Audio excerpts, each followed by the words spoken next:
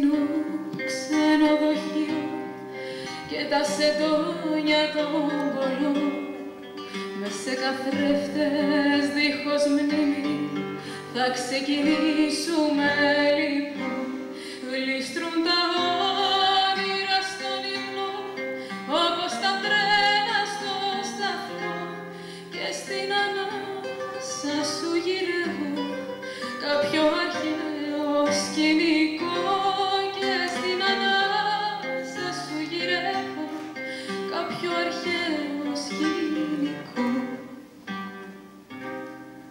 Ίσως φταίνε τα φεγγάρια που με τόσο μοναχή νιώθω πως γερνώ τα βράδια και χρωστάω στη ζωή.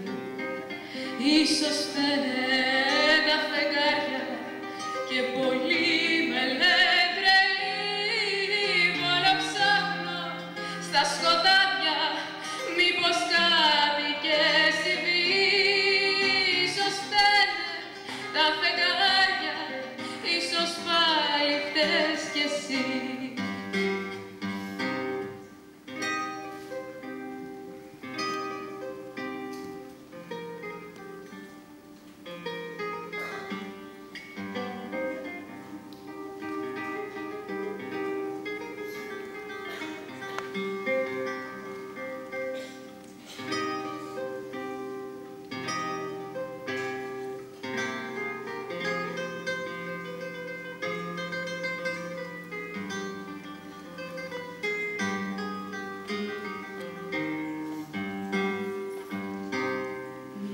Είδα φως περνάει τις γκρίνιες και σβήνει αυτά που γίνα χτες.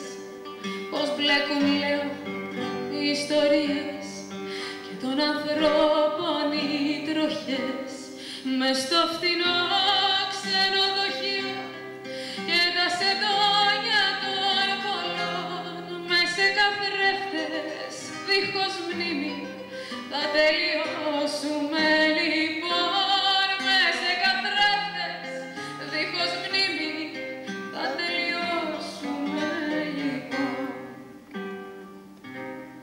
Ίσως φταίνε τα φεγγάρια που με τόσο μοναχή νιώθω πως γερνώ τα βράδια και χρωστάω στη ζωή.